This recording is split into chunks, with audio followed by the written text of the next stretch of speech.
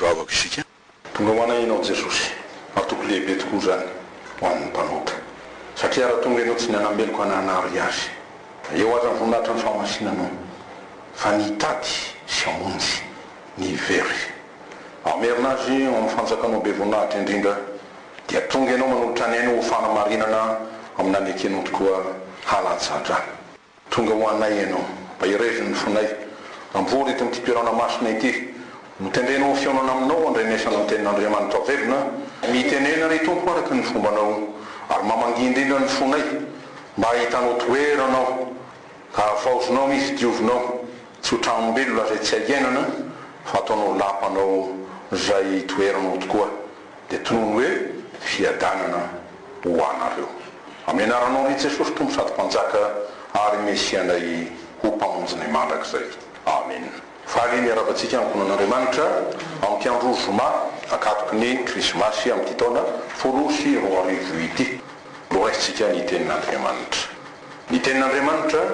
epistily soatan'ny Paoly ho an'ny Filipianina ao amin'ny toko fahaefatra loraisitsika amin'izany ny andininy fahaefatra ka hatramin'ny fahafito mivaky eto izao manao hoe amin'ny anaran'i Jesosy tompo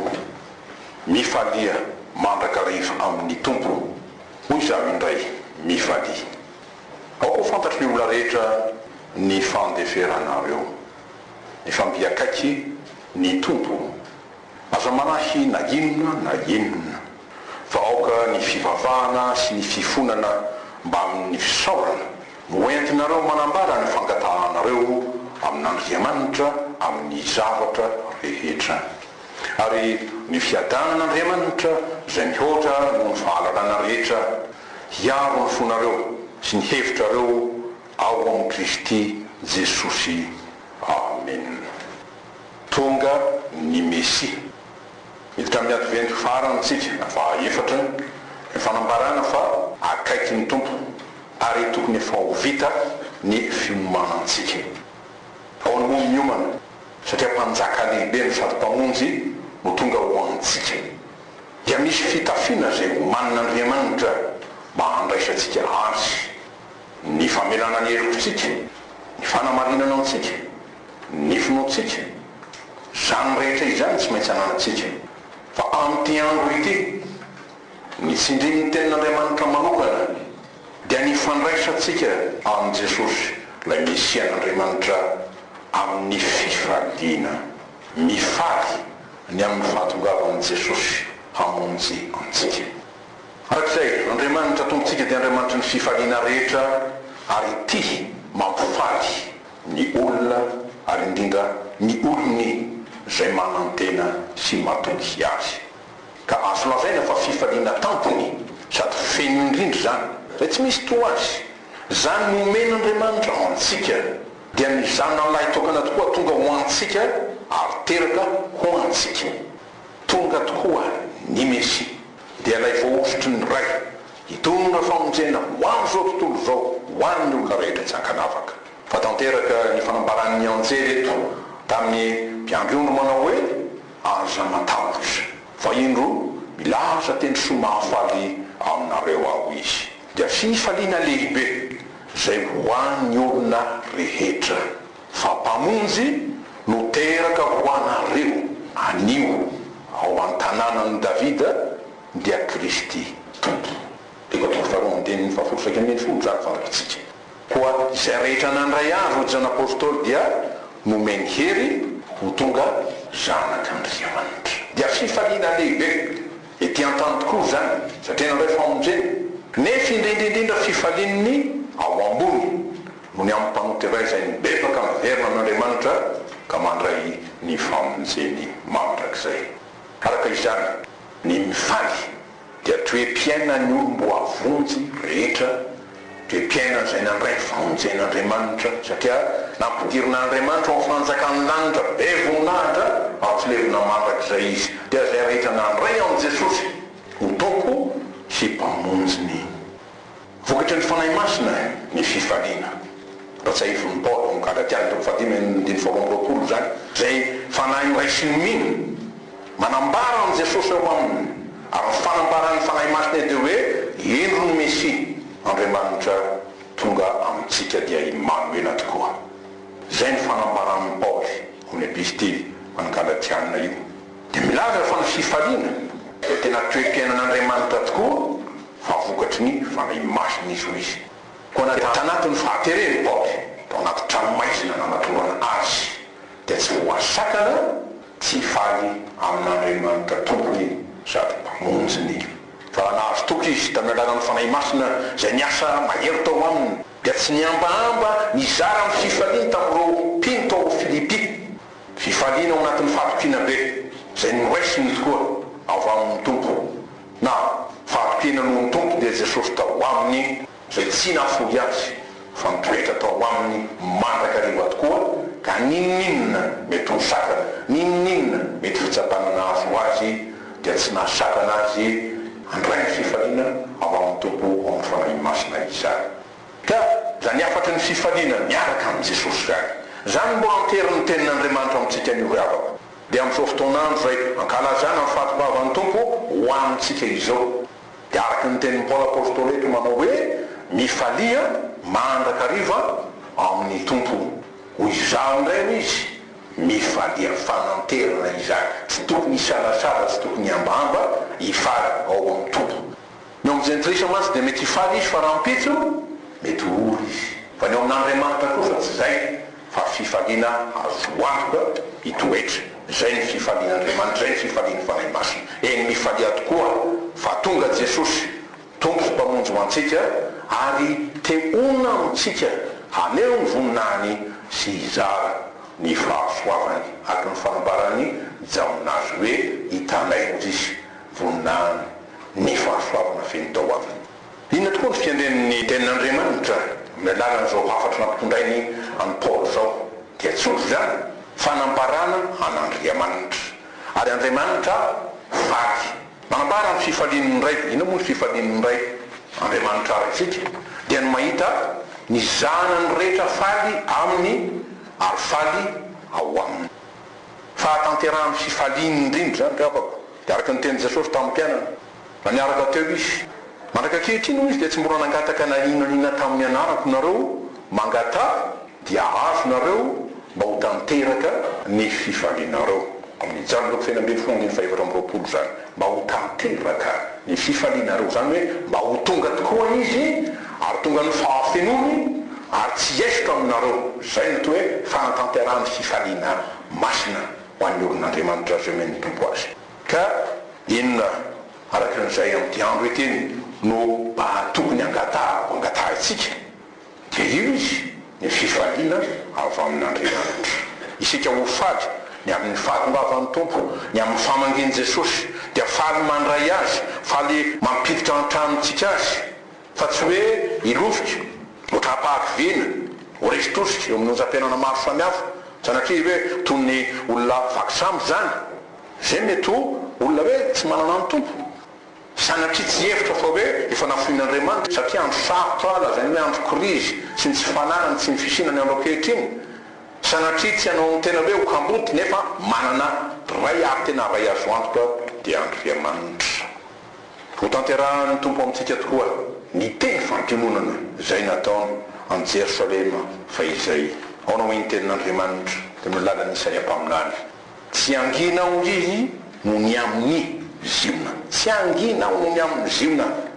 fa sary-piaron'Andriamanitra zany, fitiavana zany ary tsy tsara teny ihany ny amin'ny Jerosalema satria io le hoe tanànan'Andriamanitra sandron'Andriamanitra tamin'ny andro nanjakan'i Davida indrindrandrindra mandra-piposaky ny fahamarinany tahaka ny famirapiraky ny mazava ary ny famonjena azy tahaka ny fanilo mirehitra. Ny firenena ahita ny fahamarinanao ary ny mpantsaka rehetra ahita ny voninahitra ao dia omena anaram-baovao ianao. Tsy hoe anaran'ny fahafambaraka na ny fahavan'i Jerosalema intsony tsy fa zanaky ny voninahitra tanànany voninahitra tahany andro fizay. Zay otonono ny vavan'i Jehovah zany moa izy ka dia ho tonga satro-boninahitra eo tanan'Andriamanitra ao ianao tsy satro-pandriana eo am-pelantanany. Ianao tsy ataony intsony hoe nafoy ary ny tanynao tsy ataony intsony hoe lao zany hoe trano na tany tsy mata mamonona zany fa ianao atao hoe ilay setrako e voafidy ny dikan'izay arakazitrara ary ny taninao atao hoe vady ampakarina fa sitraky Jehovah ianao ary ny taninao ampanambadiana amin'ny tompo io Isaia 4:10 fantatritsika zany fa tahaka ny zatovo mampakatra virjiny ho vatany mampakara ny tonona aminao anao ary tahaka ny fifaliany mpampakatra amin'ny ampakariny no ifalian'Andriamanitra aminao feno zany fa tsy arony hoe fampakaram-badiny zanak'ondry voalaza any boky Apokalipsy izany Isaia 4:2 razany zany ka ina moa ny hoe fifalian'Andriamanitra mazava arak'izany teniny vovokitsiky zany fa ny mamonjy ny olony indrindrindrindra zay fa nanaovany fanaka sy mamerariny ho azy ka manandratra azy ho amin'ny voninahiny indray ary zany dia ataony noho ny anarany araky ny teniny hoe noho ny anarako masiny zany zay anara-ny faneken'Andriamanitra zay tsy faliany maraky zay marak'izay zany dia anatanterahany koa ny tendrika sampamonjena toy ny voalaza teo ary dia zany indrindra koa no ifalitsika riavako amin'ny fahatoavan'ny Mesia ho amintsika fanasitrananao ho amintsika zany amin'ny ady rofy fitsapana maro samihafa zay mianjady amintsika zay atretsika dia tena tokom-panantenam-pamonjena lehibe tokoa fa milaza ny fahatoavan'ny Mesia fa tsy nanadino antsika na nafoy antsika Andriamanitra raitsika bahary amintsika dia tsotra sy mazava mbaiko zay omeny Jesosy mangatà dia omena ianareo tokony fafito zany adika mivantana hoe aza miana foana amin'ny salasala zany fa zay rehetra mangataka no mahazo andiny fahavalo matotony fafito io zany arak'izay dia mangatà ny fanomezana feno sy azo antoka indrindra inona moa zany na hoe izy zany dia Jesosy Kristy tompo izany azo angatahana ve Jesosy ho antsika ho anao azo satria efa nomena ho asy ho anao izy dia mba hiditra tokoa ato am-potsika izy hamangy antsika izy hanasitrana antsika izy hanamoatra zay raha vao izy hitenenany tahaka nataony tamin'ny zaka Iosefy zay hoe anio no tonga eto amin'ity trano ity ny famonjena ary rehefa zany dia lobava tahaka ny Simeona raha nitropo an' Jesosy izy fony zazy zany naovany fomba jiosy famorana dia niteran'Andriamanitra nanao hoe tompo ankehitriny ny mpanomponao dia alefanao amin'ny fiadanana araka ny teninao fa ny masoko efa nahita ny famonjenao zay namboarinao teo anatrehan'ny firenena rehetra dia fahazavana hazava ny firenena sady voninahitry ny Israely orinao tonga Jesosy fahazava-piainana ho anao zay nipetra tao amin'ny aina tonga Jesosy zay voninahitry'Andriamanitra zay atafiny anao zay nalany devily baraka sy ny ady-piainana maro samihafa ny anjady taminao efa nomena antsika tokoa ny Mesia tonga ho antsika arak'izany dina no afatry ny fahatongavan'ny Mesia ho antsika voalohany dia famonjena tokoa dia araky ny fanambarany antsika tambo ampiandrony fehizay ao anao izy fa mpamonjy no teraka ao anareo anio ao an-tanànan'i Davida dia Kristy tompo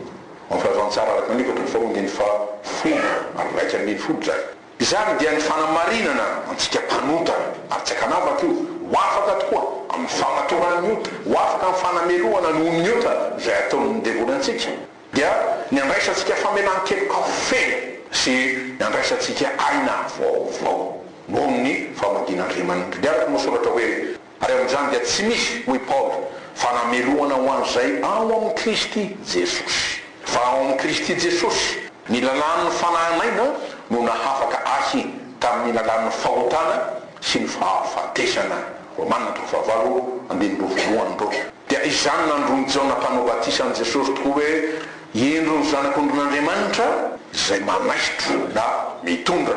ny fahotana zao tontolo zao isika tsy mahazaka ny fahotana fa izy ny mahazaka ary nanaiky hitondra izany teo amin'ny tenany ka nirofy aretsitsika miraisiny tokoa ary nititiavaka zay namelezany azy mitondra fanasitranana ho antsika efa tonga tokoa ny zanak'olona hitady sy hamonjy ny very dia izy mamerina antsika ho amin'Andriamanitra raitsika ary maminy aina mba ho velona zay mahatao ny fahotana ary tsy ho velona ny amin'ny otaintsony sy ny tsy famarinana fa ho velona ao amin'Andriamanitra ho an'Andriamanitra dia mifaly arak'izay manaraka izany tonga ny Mesia dia mitondra voninahitra Andriamanitra ho antsika, zany hoe fanandratana ho antsika. Fanandratana mpanoty zany zay ny vonjeny, ary ny vonjeny dia tafiny voninahitra. Dia tanteraka eto tokoa ny fanoharana nataon'i Jesosy raha namaro fariseo zay momonina taminy izy no ny tompony fandray tamin'ny mpanoty aonao izy. Isa moa ny olona aminareo izy zay manana omby zatra ka very ny anankiray tsy mandao 7-20 any anefitra ka mandeha hitady ilay very mandrapahita ny azy. Ary rehefa hitan'izy dia ataony montsony ka dia valy izy. Ary rehefa tonga ao an-trano izy dia mamory ny sakaizany sy ny namany ka manao aminy hoe avy iara-mifaly amiko fa efa hitako ilay ondriko very. Zay ny fomba Jesosy zay tia ka tsy mamely ary tsy mamela ho very fa tena manolotra hatramin'ny ainy mandrapahita ny azy ianao ary mandrapiverika ao amin'Andriamanitra. Dia voasoratra tokoa ny tenin'ny Paoly hoe ary zay nitendreny no antsony koa, ary zay no antsony no hamarininy koa, ary zay no hamarininy no nomeny voninahitra koa. Zay rehetra nanana an'i Jesosy dia nomeny ho any sy ianao no ny fitiavany lavitra. Rehefa zany ny fato avy amin'i Jesosy Kristy Tompo dia ny fisandratany voninahitra Andriamanitra eo amin'izay mino azy ary ho an'ny mino azy. Tahaka an'i Jesosy niteny tamin'ny Marta rahavaviny Maria izay nabaviny Lazarosy hoe raha mino ianao dia hitanao ny voninahitra Andriamanitra. Inona voninahitra Andriamanitra tonga aminao dia Jesosy tonga eo aminao. Ka izay no hafatra zay ampitenenina ny mpaminany Isaia fahizay tokoa manao hoe mitsangana miazava fa tonga ny fahazavanao. Ary ny voninahitra Jehovah efa miposaka aminao. Fa indro ny haizina manarona amin'ny tany, ny haizi-pito manarona ny firenena, fa aminao kosa ho iposahan'i Jehovah ary aminao no sehony voninahiny. Ao nareo teny hoe kosa amin'ny Isaia 1:2 io dia hoe aminao zay mino kosa dia zay no ahafantaran'Andriamanitra anao. Dia hoy Paoly apôstôly amin'ity hoe fiombonana fanjakana sy voninahitra zay ataon'ny Tompo amintsika. Raha iseho Kristy fiainantsika ho izy dia hiara-misy eo aminy koa amin'ny voninahitra ianareo. Rosiana 3:7-8 zany. Arak'izay ilay natao hoe fanakana lambaraka ny alatafy no miota dia indro ataon'Andriamanitra ho fanaka homena voninahitra. Dia ary miaraka amin'izay dia ataony andry masina ao fanjakana zany. Homo dia teny Paoly amin'ny Timoty ary amin'ny Apokalipsy 3:12 zany. Zay mandresy ataony andry ohatra lehibe zany hoe atao fijorom-boninahitra, voninahitra Andriamanitra zay amonjy azy aran'andra anazy. Ary ny afatra fateny lehibe amin'ny fahatoavan'ny Mesia miaraka amin'izay. Raha Andriamanitra mbola naneraka ny zanany mitady azy ianao dia ny amerina indray amintsika amin'ny fitiavana voalohany ary hanavoany fanekena amin'Andriamanitra. Ary marina dia izy manavoany fanekena. Dia ao ny tenin'Andriamanitra esoriko amin'ny nofony fovato ilay mandahan'Andriamanitra ilay tsy mino ka omeko fonofo izy mba handehanany araka ny didiko sy hitandremany ny fitsipiko ka narahany zany. Zany olon'Andriamanitra tokoa, zanaka mahatoky amin'ny trontrano'Andriamanitra tokoa, ary izy dia oloko ary zaho ho Andriamanitra izy. Ezekela 3:1 dia 4:10 fa ho amin'izany dia ho ny Tompo dia ataoko ao an-tsainy ny lalako sady ho soratako ao am-pony dia amperiny indray ary zaho ho Andriamaniny ary izy ho oloko. Ao amin'ny Jeremia 7:7 zany. Rehefa zany dia averiny isika hanana ny zo feno maro zanak'Andriamanitra mitoetra ao amin'ny tranony rainy araka ny teny Jesosy hoe ny zanaka dia mitoetra ao amin'ny tranony andevona izy ny tsy mba mitoetra ao.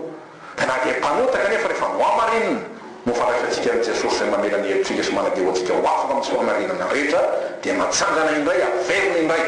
ho zanaka manana zo feno dia zanaka ataony andova dia isika mandova an'Andriamanitra sy natao prailova amin'i Jesosy Kristy sy ny voninahiny mandrakizay. Arak'izay na dia naniasy tahaka andray zanaka dala aza isika dia noraisiny indray dia avaoziny indray dia hitenenany hoe hanao aingana ny akanjo tsara indrindra ka ampiakanjo azy ary asio peratra ny tany. Izany le hoe fahefana io amin'ny zanaka mpandova sy kapa ny tongony ary entro ny zanaka ambona fasy ka vonoy. Ary ao koa isika hihinana sy faly fa ity zanako ity efa maty fa verina indray ary efa very fa hita indray dia mifaly izy dokateko fa 5 fa 20 ka hatrako fa 4 Andriamanitra hifaly ny amin'ny fiverenany zanany ho aminy ary miaraka amin'izany dia tiany isika hifaly miaraka aminy zay no asan'Andriamanitra ary mibaiko antsika amin'ity andro hoe mifaly ary mifaly amin'ny tompo eny namono tantara raha tsy ivona vetivety dia Paoly apôstôly tsy hoe ronjey hita tao anatin'ny tranomaizina tao ary fantatsika ny farany fa nitapandoa izy fa mifaly ao amin'ny tompo eo hoe mifaly na dia amin'ny fanantenana azy ary tsy mahamenatra ny faly satria ny fanahy miasa ao amintsika faly na dia ao anatin'ny fatorana atao anatin'ny tranomaizina azy zay tsy mba voasaka ny rindrina efatra zany na ny varavarana ny hidy zany zay na samy fanahy masina fa feno ny fanahy masin'Andriamanitra izy dia nampahery ny mino rehetra mba hifaly ao amin'ny tompo tahaka azy dia ahoana ny soratra natao amin'ny epistily hoan'ny Filipianina eto amin'ny tompo faefatra io manomboka amin'ny faefatra mifaly mandrakariva amin'ny tompo hoy izaho ndray mifalia naonany hoe amin'ny tompo satria sika hoe fanomezana tokana Jesosy ary fanomezana sarobidy indrindra zay tsisy faharoa avy tamin'ny ray mba hanafaka ota izy dia mbo tanteraka amintsika araka ny tenin'ny Paoly Salamo hoe sambatra ny olona zay voavela ny helony sy voasarona ny fahotana sambatra ny olona zay tsy sainy Jehovah eloka ary tsy misy fitaka ny fanahiny Salamo 4:20 dia toy izy ny Paoly aoka ho fantatry ny olona rehetra ny fandeferanareo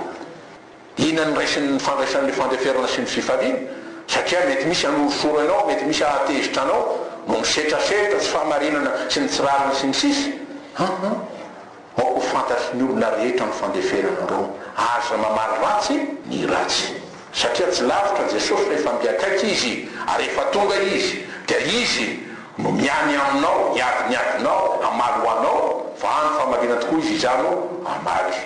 dia niafy izy hoe tehirizo ny fonao ho an'i Jesosy satria nifidiny ianao mba ho lapana raha sitrakao hitoerany anjakany ara-panjakany ny fiadanany sy ny voninany raha vantanany dia hoe tandremo tsy antotony tena anao ny fomba n'izao tontolo zao mamaly ny ratsy na mivelo arak'izany dia olo ny andeha mivahenina amin'ny Filipianina tao faefatra io aza manahy na inona zay koa poizina zay mamelona fifaliana koa le fa na ino hoatinay sotronay sy ny sisa vaoka ny fivavahana sy ny fonanao izy bebano anatin'ity zany mba amin'ny fisaorana noentinareo manambara ny fangatanareo amin'Andriamanitra amin'ny zavatra rehetra azo antoko zany Andriamanitra dia miany olony tokoa dia tondray miantra ny zanany zay manompo azy sy mitondra ny anarany hoe Paoly milaza zany Andriamanitra ho izy nandray zay tsy niaro ny zanany lahy fa natolony amonjy antsika rehetra izy tsy omeny antsika miaraka amin'ny maimaim-poana koa va ny zavatra rehetra Romanina 5:10 so mba ny zavatra miara-panafiny tsy miany tsy Kristy telo tonga nofo ary izy nariny zao rehetra zao asy izao rehetra zao tsy omeny maimaim-poana miaraka amin'ny Jesosy satria nandrany ara-latsaka antsika ny zavatra rehetra ka ho Jesosy na inona angatahanareo amin'ny anarako izy dia ataoko izany mankalazana ny ray eo amin'ny zanaka raha mangataka zavatra amiko amin'ny anarako na mangataka zavatra amin'ny anarako ianareo dia ataoko izany Zabatra 7:20 Doi Paoly apôstôly mame zany hafatra lehibe matateraka ny fifaliana sy hitangofana ny fifaliana masina amin'ny tompo zany mendeny fafito ary ny fiadanan'Andriamanitra izy zay mihoatra no fahalalana rehetra hiaro ny fonareo sy ny hevitrareo ao amin'ny Kristy Jesosy inanditran'izany tsarozy fa fahasarom-piaron'Andriamanitra ny fitiavany izaho sy ianao zay nandray azy dia tiany isika hiankipo aminy hitoetra ho aminy mbola zaina hoe zanaky ny fiadanana tokoa ary matanteraka izany dia isika mifaniftraina aminy mbola hiantoka aminy dia tandrovy arak'izany ataovy zava-dehibe lara-pahamena mihitsy ary ataovy miorona tsara masaka tsara ny foraisana amin'ny Jesosy fantatritsika loatra ny tenin'Andriamanitra mananitra izany mifankazara amin'ny tsy toy ianao dia hiavana izany no atongavan'ny soa aminao fa zay mianahana ho Jakoba apôstôly zany hoe mipetipety mieritreritra satria mieritreritsika hoe tsy mahatongo tsiraka any amin'ny finoana ao kristianam-po andray nahazo na inona avy amin'ny tompo fa na inonina kosa angatanareo amin'ny fivavahana atao amin'ny finoana ho Jesosy dia markia mino fa efa azonareo izany finoana ho atateraka ny ten'Andriamanitra finoana ho atongavan'izay angatantsika dia ny fahasoavan'Andriamanitra amintsika dia amin'ny finoana koa no raisantsika ny fanomezan'Andriamanitra aleto dia ny fahataterahany fifaliana masina dia Jesosy tonga ho amintsika amin'ny finoana no ifaliana ao amin'ny tompo zay ny fifalian'ny olon'Andriamanitra zay arak'izany ny fifalian'ny krismasy satria fety mpifaliana lehibe firavoravoana lehibe zay tsy mahafaka mifaly amin'ny krismasy le olona anankiray zay dia aloha izy tsy mihena amin'ity tany ity intsony fa na nijery tsy miheny tsy mivavaka aza mba mifaly any dia le sasany aloha dia varotra anataony azafady mijery gazety anao dia hoe ankalaza krismasy tsika dia lasa daholo dia hoe hoanao raha matoa dia aty ny lamody ndray sy ny sisa zay akora moa atao Andriamanitra moa dia mamindra fo ka raha izay misehony hoe asan'Andriamanitra avokoa zany ka dia nijentilisa rehetra no rehetra dia ioby azy dia fifaliana amin'ny krismasy zany fa ny tena maizy azy dia fifaliana ho an'ny mino ny krismasy amin'ny finoana no andraisana ny fifaliana avy amin'Andriamanitra fa raha tsy amin'ny finoana na tsy misy finoana dia tsy misy ny fankasitrahana tsy misy fomba azontsika manatona ny tompo mandray azy sy manaiky azy ny tompontsika ary mifaly indrindraindrindra ny amin'ny hoe famonjeny Jesosy amintsika dia nomena Andriamanitra ho an'ny olona rehetra tokoa Jesosy saingy izay mino no afaka mandray azy ary mandray azy marina dia araka ny teny Jesosy manao hoe izay mino ny zanaka no manana fiainana mandrakizay zany tombo fatelo andiny fiainam-pitelopolo zany fanamariana zany fanavahana zany alina ny fiainana mandrakizay na hoe fomba ahoana nisy ony amintsika eto dia ny fifalian'ny lanitra ny amin'ny antony avy amin'ny Jesosy amintsika sy ny andraisantsika azy tokoa amin'ny voninahiny sy ny fitiavany lehibe ahoana hoy ny tenin'ny anjely arak'izay raha nanambara izy zany tamin'ireo mpiandrondro izy azo matahotra fa indro milaza teny sy mahafaly aminareo aho dia fifaliana lehibe araka n'Andriamanitra io zay ho an'ny olona rehetra fa mpamonjy miteraka ho anareo anio ho an-tanànan'i Davida dia Kristy tompo ny katolo faharoa andininy folo saika ambin'ny folo ary dia fantatra fa ny fety malaza indrindra eran'izao tontolo zao dia ny krismasy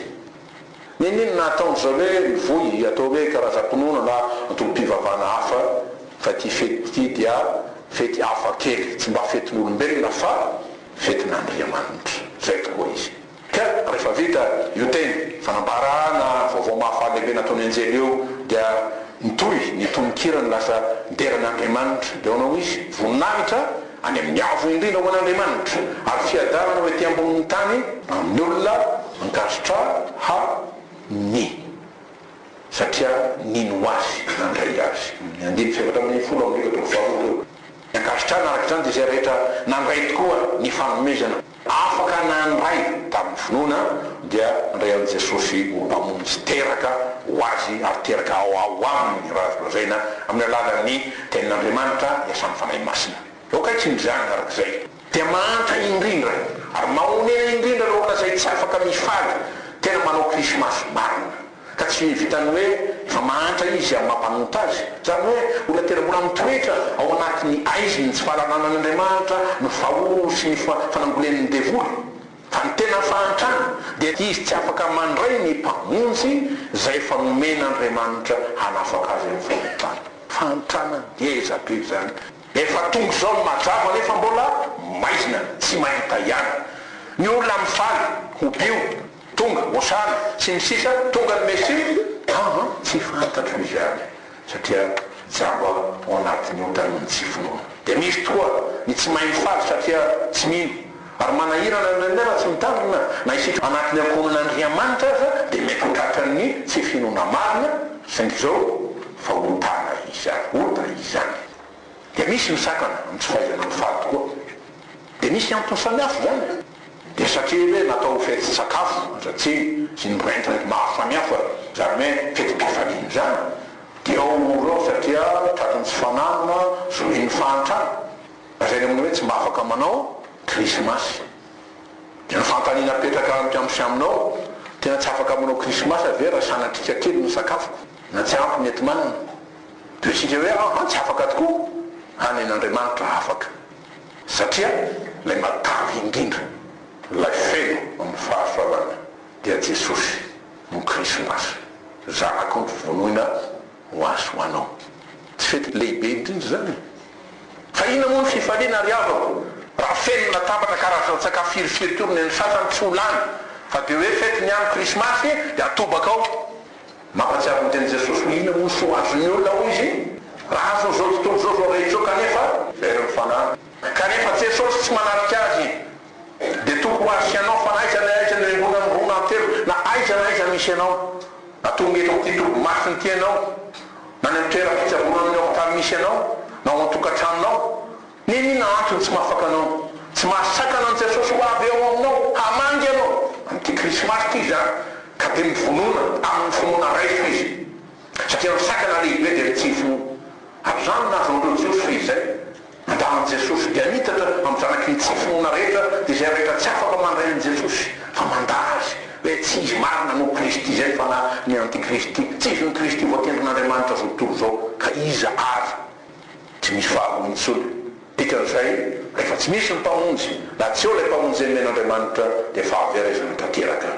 very satria tsy vita fihavanana amin'Andriamanitra Jesosy Kristy tonga mba hahavita fanotrana mpihavanana amin'ny Andriamanitra mba tonga ho zanaka tokoa andovan'ny fanjakany be voninahitra mandrakizay ny fifaliany mino dia fifaliany amin'ny finoana sady fifaliany finoana zany inany mifaliany dia satria mahatoky sady tia azy Andriamanitra zay inondry antelontsika ny fifaliany ny olon'Andriamanitra dia satria mahatoky sady tia azy amin'ny fitiavana mandrakizay Andriamanitra izay inony fa ny fitiavan'Andriamanitra no nanomezany ny Jesosy zanany mba tsy ho very zay rehetra mino azy ny teny Jaona amin'ny fahatelo ambin'ny folo ary miaraka amin'izany dia nitoky omeny ny tenin'Andriamanitra antsika fa ho tanterahany avokoa ny teny fitsasana ananolorana an Jesosy satria ny tenin'Andriamanitra tsy mba mandainga tsy mamitaka ary tsy misy tsy hotono rehefa izy nanambara azy nanomboka tamin'ny nambarany an'izay Gabriela amin'ny torotorony fanay masina an Jesosy ao kibony Maria da anao Paoly tamin'ny Timoty fa ny tenin'Andriamanitra tsy mba voafatotra fa manafaka ny gadra tsy mifatorana aza mety fatorana tsy finoana fa mino raiso Jesosy Kristy zanak'Andriamanitra teny tonga no voantsika dia mivano fatorana rehetra dia mifaly indrindra tokoa ny mino amin'ny fahatongavany Mesia satria ny fahatongavany dia toko-pamonjena ho azy toko-panasitranana ho azy toko-panafana ho azy toko-pitahiana tetika ho azy eny toko-pandresena feno azy amin'ny ty tany feno azy ty arak'izay na dia mahery vaika ny ondra ny fietram-piainana samihafa mety manjoy azy na dia mety mitavovona toy ny manarona ny tany aza ny faratsina sy ny tsy fahamarinana eo aminy very toko ve ny olon'Andriamanitra sanatria zany eo mampatsiaro ny mpaminany abapoka na dia tsy mamonjy ny aza ny aviavo izy na dia tsy misy voa aza ny olivo na dia tsy mamatsony aza izy io mboapahatra iza kosa ho izy mboranatena an'Andriamanitra tsy very toky na mamoy fon'olon'Andriamanitra satria Andriamanitra mahery zay nomena azy laibrainy mandrakizay dia Jesosy Kristy vatolampin'ny finoana tsy miova na miovingosona mandrakizay dia toky mpifaliana zay omeny zay rehetra miandrandra amin'ny fahatongavany ny krismasy ao ny tenin'Andriamanitra ho anao zay manana ady nefa koa mitondro zany eo mitombo tokoa hiposaka aminareo zay matahotra ny anarako i Jehova ny masoandro ny fahamarinana manana fanasitranana ao amin'ny tanany na amin'ny elany zany hoe tana masoandro ary ivoaka ianareo ka hifaly abojanja toy ny zanakomby mifaly manatitoko fatelo andiny faharoapolo zany tsy lofika tokoa ny mino na dia mety miaritra fahoriana azy izy na mety anjadiny fisapato efa samihafa izy tsy milofitra satria manana fanantenana velona amin'ny fatokavany Jesosy Kristy tompo ho azy dia araka ny teny fampahirezana nataon'ny Petera apôstôly manao hoe zany izy jesosy tonga ho anareo ary mbola ho avy ianareo zany ravoravoanareo na dia ampahalelovana vetivety ankehitriny amin'ny fakapana maro samihafa aza ianareo raha tsy maintsy isy zany zay moa ny eto amin'ity tany ity dia amin'izao tontolo izao jesosy mahita anareo faorina mba ho hita ho fiderana sy voninahitra ary fankalazana ny fizaham-toetra ny fononareo zay tsara lavitra noho ny volamena mety ho simba na dia voazah-toetra tamin'ny hafa azy izy ireny dia amin'ny sehoan'i jesosy kristy izay na dia tsy mbola hitanareo aza dia tianareo ary na dia tsy hitanareo ankehitriny azy anefa satria inonareo dia raha vavonareo amin'ny fifaliana tsy azo tononona sady be voninahitra mandray ny antony finoanareo dia ny famonjena ny fanahy eritera voalohany toko voalohany dia mifelika hatramin'ny fasivy toko lehibe ho antsika izany fa Andriamanitra tokoa tsy nanary ny olony mananadiny ny mpanompony fa nahatsiary ny teny fikasana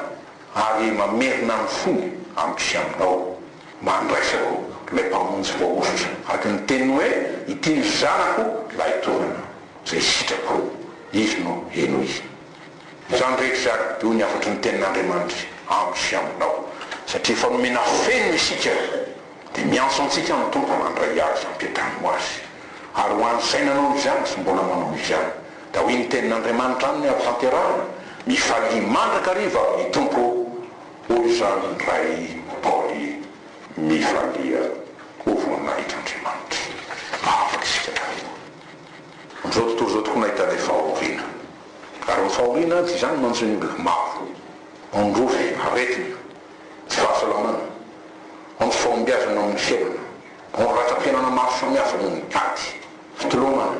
mba ho velona satria mitiditra mba tsy ho faty indrindra ao anatin'ny fahasarotam-piainana sy ny fahalatsana-katerena saotranao zahay jesosy tokony menao fa raha tonga tokoa ianao dia milaza hoe matokia izaho rehefa naharesy zao tontolo zao dia mitondra androm-pifaliana lehibe ho anay izany